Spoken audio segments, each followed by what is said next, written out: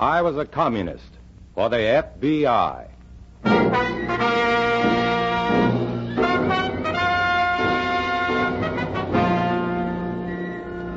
Starring Dana Andrews in an exciting tale of danger and espionage. I was a communist for the FBI.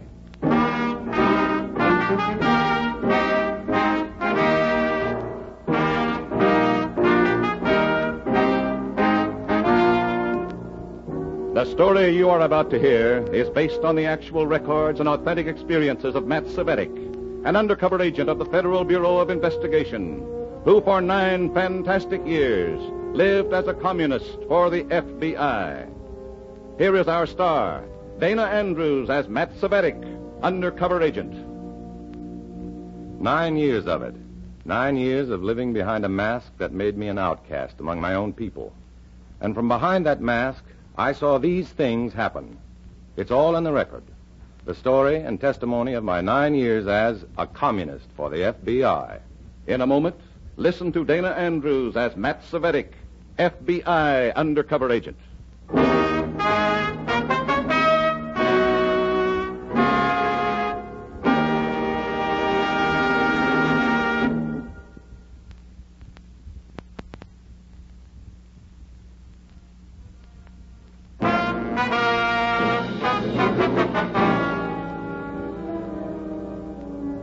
Now, here is Dana Andrews as Matthew Cvetic, FBI undercover agent. This story from the confidential file is marked, I Walk Alone.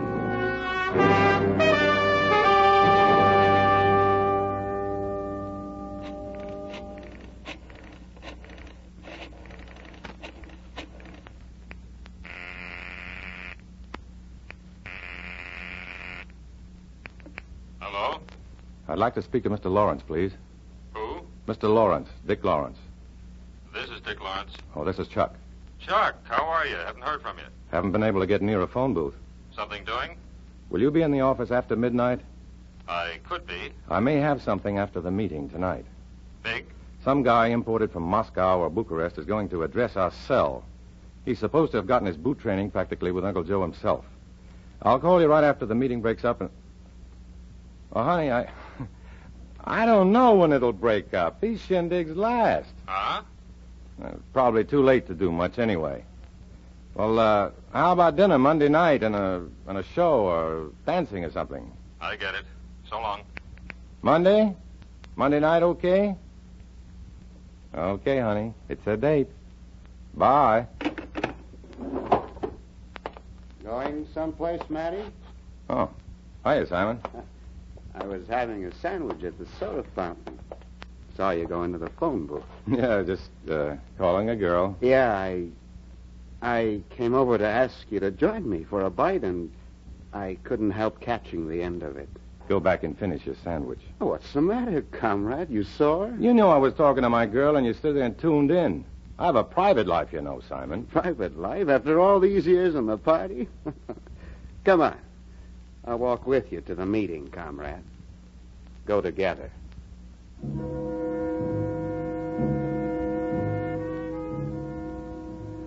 I walk shoulder to shoulder with Comrade Simon Horvath, thinking, yeah, we go together, but we walk alone. All these comrades, but never a friend among them. We go to a piano studio on Pine Street. We're the last to arrive. Besides the 5 members of our cell, there's a big man pacing the room. He looks at me and Comrade Horvath as though inspecting us for plague. He looks like real trouble to any decent, hard-working undercover man. Comrade Helen Worth makes the introductions, and the big man's name strikes some kind of chord with me. Comrade Ripchenko, Comrades Horvath and Cvetic. Comrades. Comrade Ripchenko. Comrade Redchenko? Oh, weren't you assigned to the Cleveland problem? Was I? Plugging secret information leaks. Plugging them poorly, it would seem. Sit down, now. I have here 3 copies of a most important letter. Comrade Cvetic, Yes, comrade. Secretary of the American Slav Congress. That's right. Take this copy of the letter. Commit its contents to memory. When you've done so, return the letter to me. Yes, I understand. Here. Do not read it while I'm speaking. Oh, I'm sorry. Copy for Comrade Helen Worth. Thank you. Comrade Wilson. Now, briefly first. Yes, Comrade Cvetic, I was assigned to the Cleveland problem. I'm sorry if I've been out of order, Comrade. There have been serious information leaks to the FBI. Only in Cleveland? Everywhere. However, my visit is not relative to that matter, at least not exclusively. Those letters contain the names and assignments of several highly trained comrades assigned to vital industries in this area. Memorize the names and everything about them to the last detail. You will be their contacts. Clear? And does that mean that we'll receive secret instructions to be channeled to these people? Memorize the names and everything about them to the last detail. I know you said that, Comrade, but I said that. And I said you will be their contacts. And that is all I said. Clear, Comrade Cvetic? Clear. Learn your men first. When we are prepared to issue orders for them, you'll receive those orders to pass on to them. Well, that's all I asked. That's all I wanted to know. That answers the questions. Why all the excitement? Comrade. Well, I mean, couldn't he just have told me? Comrade Cvetic. I'm sorry. Comrade Cvetic, how long have you been with us? Oh, I can vouch for Comrade Revchenko. He joined us back... Comrade Cvetic will answer. I joined the party in 1942. Did you join with any questions in your mind then? No. Any reservations? No. Doubts? No. Lack of belief in your leaders? No. Then why not keep that healthy state of acceptance? That will be all. Be available for sudden meetings. Go.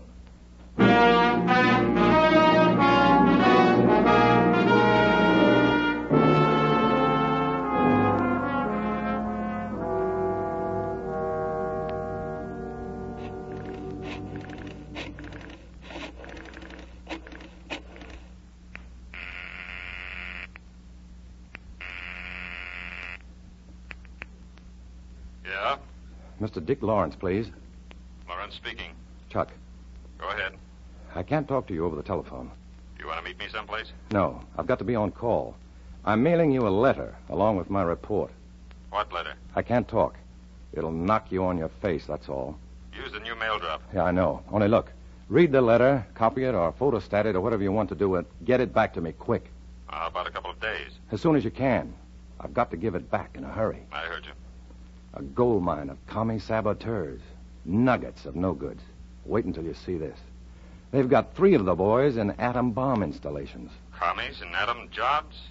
Don't say any more. Put your report in that letter in the drop as soon as possible. Any instructions? Yeah. Your new telephone designation is R-U-D-Y. Rudy. Got it. Your new contact name here is Mr. Fisher. Got it. Keep in touch. I'll try. Those guys suspect their own mothers. So long.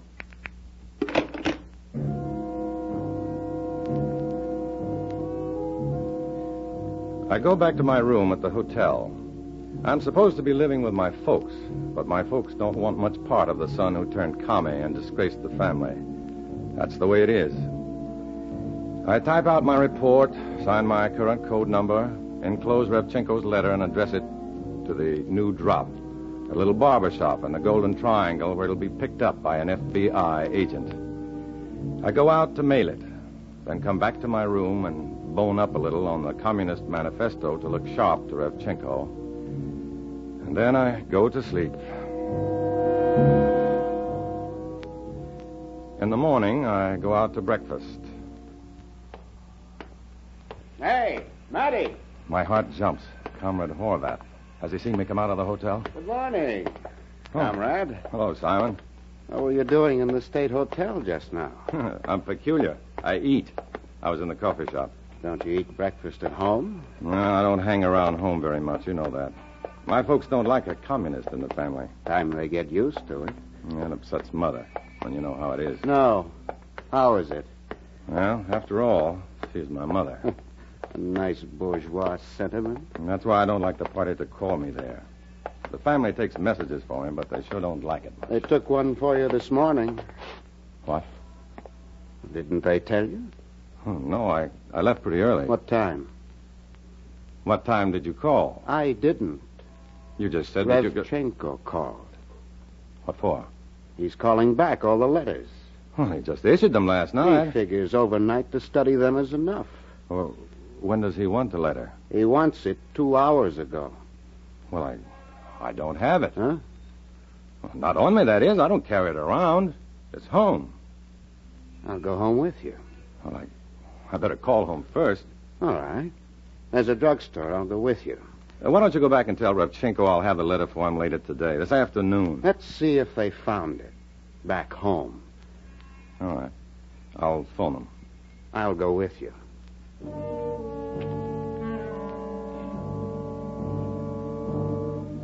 How to call the FBI and not let Comrade Horvath at my elbow know who I'm talking to and what I'm trying to say.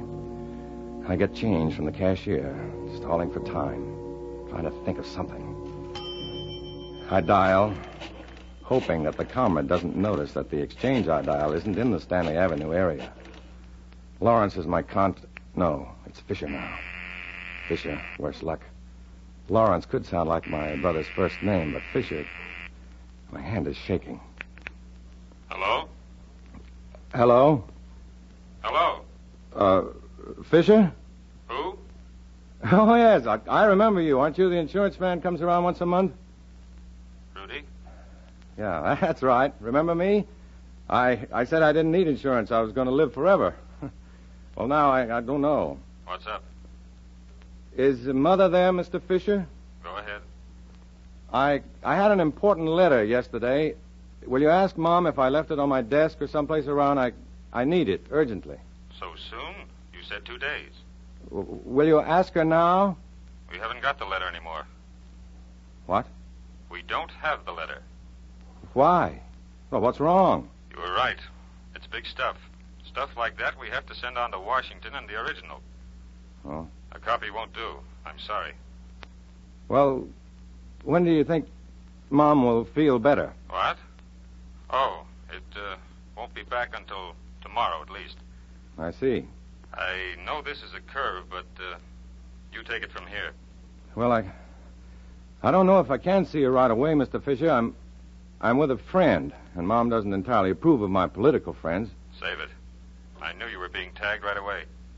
Well, you'll stay with Mom until she feels a little better, won't you? I'd really appreciate it. Sorry, Rudy. Goodbye, Mr. Fisher. Trouble? Yeah. Mother isn't feeling so well. Maybe I better go see her. What about Revchenko? Explain it to him for me, will you? Oh, no. Not me. Oh, he'll understand. Maybe you can make him understand, not me. What's so special about this Revchenko? Or Nikolaev? Nikolaev? Or Tomaszewski? Wasn't there a Tomaszewski who was out? Yeah, what?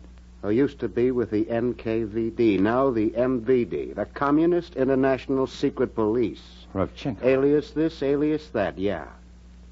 Only we call him Comrade Revchenko. He's going to want to talk to you, Comrade Cvetic.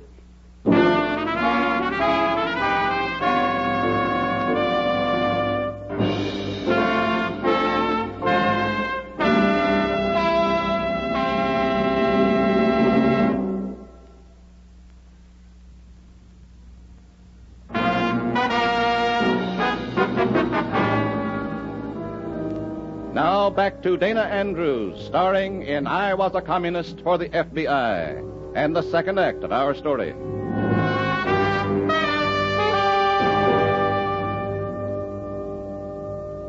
That is all, Comrade Cvetic? That is your story? Yes, Comrade Revchenko. But no letter? Well, I've explained that I learned my mother was ill, and I can't decide if it's wise to visit her under the circumstances. The only wisdom is to produce the letter. Well, it may take time. She's ill, and she resents me. My family... It is at your mother's house, you say? Yes, but I Get don't... it. Very well. Comrade Horvath, go with him.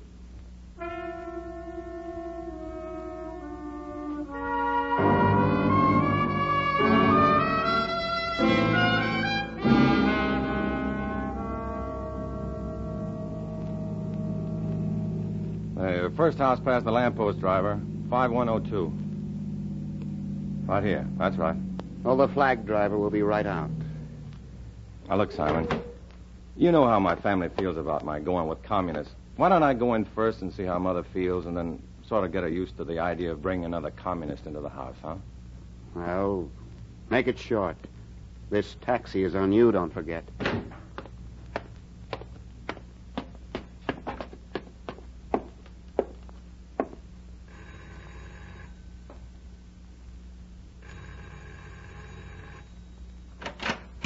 Oh, Hello, Mom. come in, Matty. Who waits outside in the taxi? He's a friend of mine, Mom. Friend. Mom, I've come to ask a very big favor of you. Oh, you got some trouble, yeah. Pretty big trouble, yeah. What favor? You won't like this, and I hate to ask it. I want you to tell that man in the taxi that you think you burned a letter of mine you found around yesterday. I should lie for you. I said you wouldn't like it. You left the letter I found yesterday, and I burned it. And remember, it was in a yellow envelope. In yellow envelope. You didn't read any of it, naturally. This much at least is truth. He knows you don't like communists, so it'll look all right if you're unfriendly to him. Mom? Mom? Oh, that's Tip. Oh, hello, Mom. Who's that in the taxi outside? Hello, Tip. How have you been? Who's the guy in the taxi, Mom? I said, hello, Tip. One of your crummy friends? He wants to talk to Mom. Mom doesn't want to talk to him. Yes, Tippy. Why? Now, keep out of this, Tip. Why should I? Just keep out. Will you keep out of it? You don't know what's going on, so keep out. I don't know what's going on. No. Oh, boy, I don't know what's going on.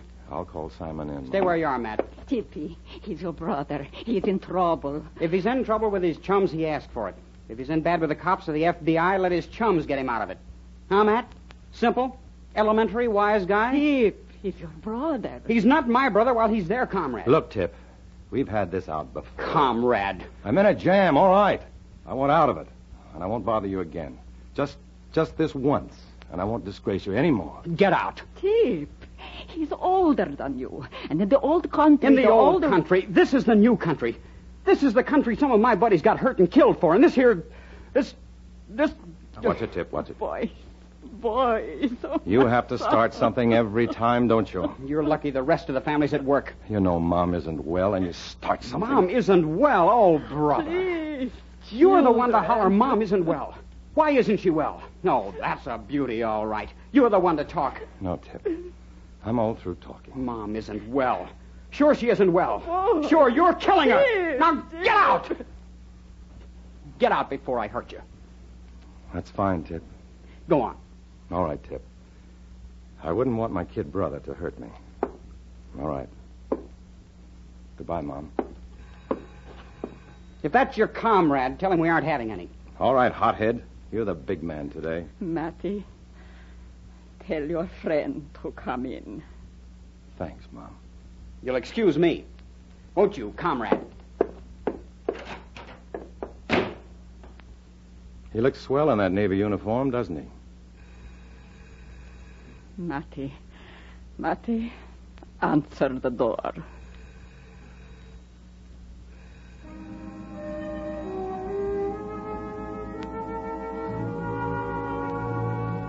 Mom tells Comrade Horvath her simple fiction so convincingly that I almost believe it. He seems satisfied, but he isn't Revchenko. On the way back to headquarters, the taxi stops for a light. A newsboy waves a paper at us through the window. I don't hear the kid, I just see the headline. The words rush out at me in type that gets bigger and blacker and louder until it explodes right in my face. Simple words that could be my obituary. FBI seizes Red Atom saboteurs. Holy, where did they get that? Yeah, I wonder.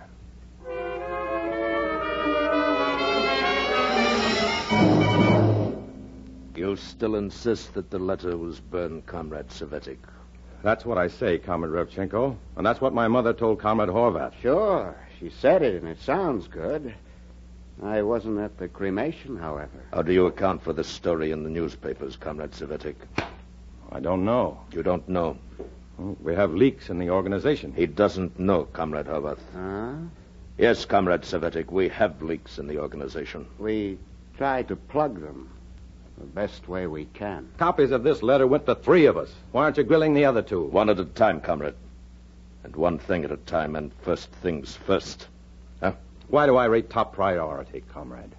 The others returned their letters promptly when ordered. You did not. They had their letters overnight. Plenty of time to inform the press or the FBI. Comrade, do you suggest that some member of your cell has turned traitor? You're suggesting, aren't you? You're accusing me of treason, aren't you? Has either one of us used the word treason to you? No. Or betrayal? No. Turncoat, spy, has either of us cried undercover agent? FBI? No. Then why do you? The implication is certainly strong enough. It is your inference that is strong, Comrade Cvetic. And it makes me wonder why. Why do you feel accused when we are merely trying to search out an information leak? Then don't act as if you suspect me. We don't. No. A little discipline, comrade. Some respect, if you please. Respect. Sit down, comrade. Respect. You're excited. All right, I'm excited. I'm mad. Nerves? I've given years of my life to the party. I've pounded picket lines for the party and helped man your goon squads and gotten stoned and spat at for you. I've proved my loyalty to the 7th International in every possible way. I don't have a life of my own. My life belongs to the party. I hardly have a home. Where my own mother won't have me. Where my kid brother hates me because they think I've brought shame on the family and an early grave to my mother. Ah. Yeah, I can see it on her. I can't help it, though. I believe in what I'm doing, and that's all. Just so. Yeah. You're excused, Comrade Cvetic. I can go? For the time being. When does the decision come off on this? Don't worry. We've been working on it while we chatted here. Working on it? Excused, Tovarish. What do you mean, working? You may go, comrade.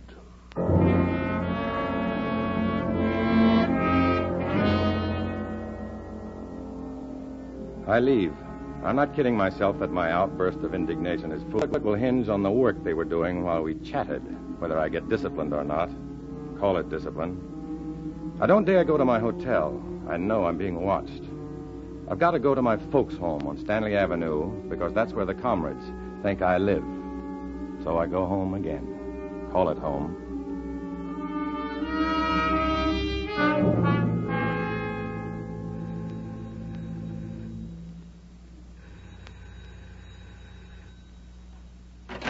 Matty.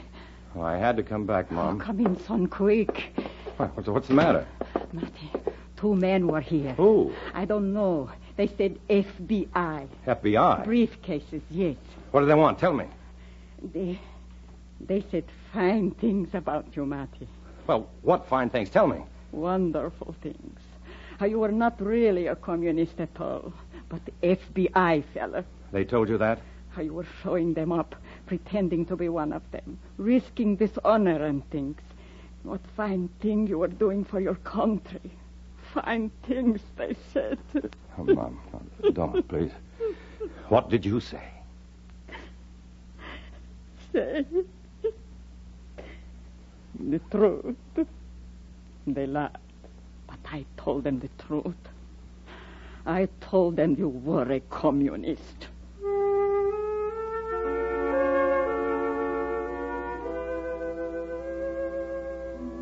She told them the truth. I'm glad she didn't know the truth.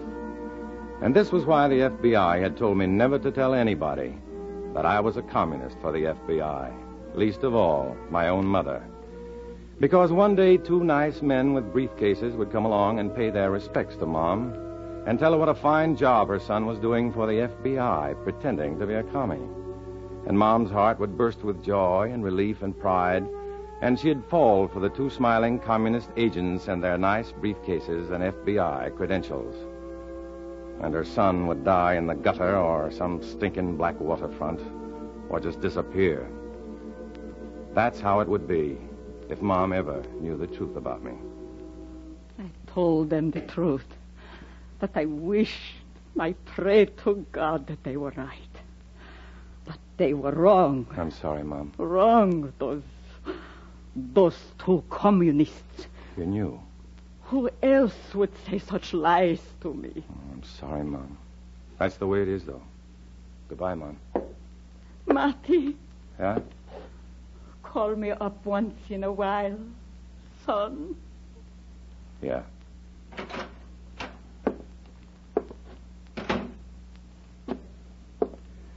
And that's how it is to be me.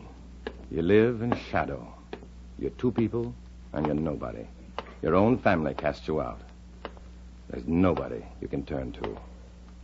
That's how it is with me, but I ask for it. I'm a communist for the FBI. I walk alone.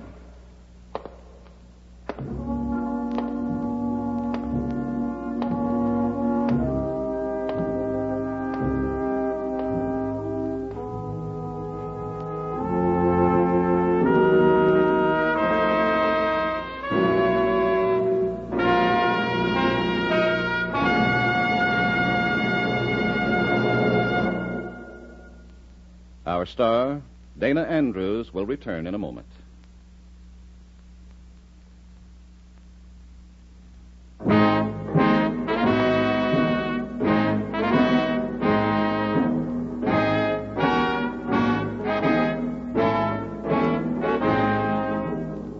This is Dana Andrews. Some of these stories we bring you are so strange and fantastic, it's difficult to believe that they really happened. Of course, for obvious reasons, names, dates, and localities have been changed. But our stories are based on the real-life experiences of Matt Cvetic, and they did happen here. Next week, we'll go back to his file for another exciting adventure. We hope you will join us then.